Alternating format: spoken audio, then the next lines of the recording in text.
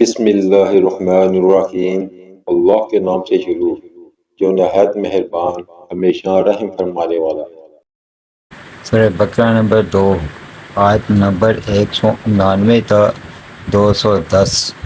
اردو ترجمہ عرفان القرآن۔ اے حبیب، لوگ آپ سے نئے چاندوں کے بارے میں دریافت کرتے ہیں، فرما دیں یہ لوگوں کے لیے اور ماہ حج کے تعین کے لیے وقت کی علامتیں ہیں، اور یہ کوئی نیکی نہیں کہ تم حالت احرام میں گھروں میں ان کی پشت کی طرف سے آؤ،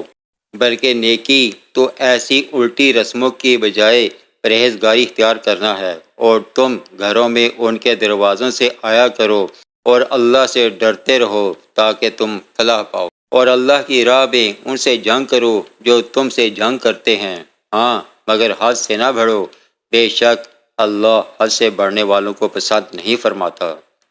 اور دوران جنگ ان کافروں کو جہاں بھی پاؤ مار ڈالو، انہیں وہاں سے باہر نکال دو جہاں سے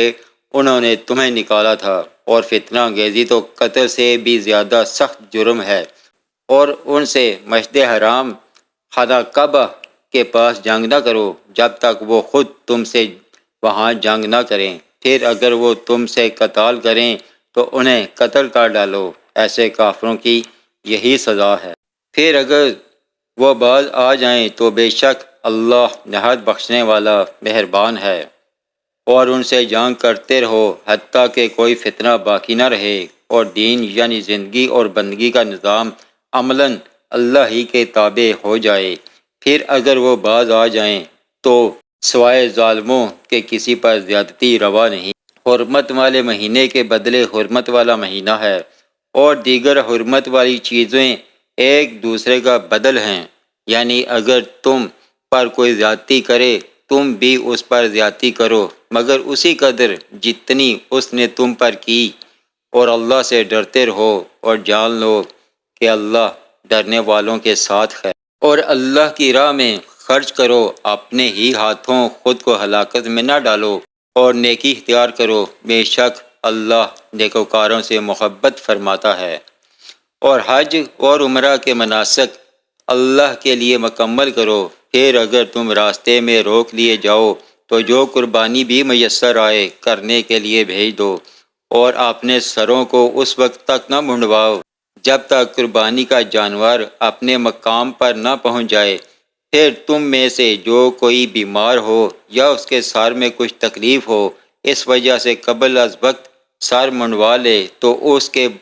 بدلے میں روزے رکھے یا صدقہ دے یا قربانی کرے۔ پھر جب تم اطمینان کی حالت میں ہو تو جو کوئی عمرہ کو حج کے ساتھ ملانے کا فائدہ اٹھائے تو جو بھی قربانی میسر آئے کر دے، پھر جسے یہ بھی میسر نہ ہو وہ 3 دن کے روزے زمانہ حج میں رکھے، اور ساتھ جب تم حج سے واپس لوٹو یہ پورے 10 روزے ہوئے۔ یہ رعایت اس کے لیے ہے جس کے اہل و عیال مسجد حرام کے پاس نہ رہتے ہوں، یعنی جو مکہ کا رہنے والا نہ ہو، اور اللہ سے ڈرتے رہو اور جان لو اللہ سخت عذاب دینے والا ہے۔ حج کے چند مہینے معین ہیں، یعنی شوال، ذوالقعدہ اور عشرہ ذوالحج، تو جو شخص ان مہینوں میں نیت کر کے اپنے اوپر حج لازم کر لے تو حج کے دنوں میں نہ عورتوں سے اختلاط کرے، نہ کوئی اور گناہ، اور نہ ہی کسی سے جھگڑا کرے، اور تم جو بھلائی بھی کرو اللہ اسے خوب جانتا ہے، اور آخرت کے سفر کا سامان کر لو، بے شک سب سے بہتر زاد راہ تقوی ہے، اور اے عقل والو میرا تقوی اختیار کرو۔ اور تم پر اس بات میں کوئی گناہ نہیں اگر تم زمانہ حج میں تجارت کے ذریعے اپنے رب کا فضل بھی تلاش کرو، پھر جب تم عرفات سے واپس آؤ تو مشعر حرام مزدلفہ کے پاس اللہ کا ذکر کیا کرو، اور اس کا ذکر اس طرح کرو جیسے اس نے تمہیں ہدایت فرمائی، اور بے شک اس سے پہلے تم بھٹکے ہوئے تھے۔ پھر تم وہیں سے جا کر واپس آیا کرو جہاں سے اور لوگ واپس آتے ہیں، اور اللہ سے خوب بخشش طلب کرو، بے شک اللہ نہایت بخشنے والا مہربان ہے۔ پھر جب تم اپنے حج کے ارکان پورے کر چکو تو منع میں اللہ کا خوب ذکر کیا کرو، جیسے تم اپنے باپ دادا کا بڑے شوق سے ذکر کرتے ہو، یا اس سے بھی زیادہ شدت شوق سے اللہ کا ذکر کیا کرو۔ پھر لوگوں میں سے کچھ ایسے بھی ہیں جو کہتے ہیں، اے ہمارے رب ہمیں دنیا میں ہی عطا کر دے، اور ایسے شخص کے لیے آخرت میں کوئی حصہ نہیں ہے۔ اور انہی میں سے ایسے بھی ہیں جو عرض کرتے ہیں، اے ہمارے پروردگار ہمیں دنیا میں بھی بھلائی عطا فرما اور آخرت میں بھی بھلائی سے نواز، اور ہمیں دوزخ کے عذاب سے محفوظ رکھ۔ یہی وہ لوگ ہیں جن کے لیے ان کی نیک کمائی میں سے حصہ ہے، اور اللہ جلد حساب کرنے والا ہے۔ اور اللہ کو ان گنتی کے چند دنوں میں خوب یاد کیا کرو، پھر جس کسی نے منع سے واپسی میں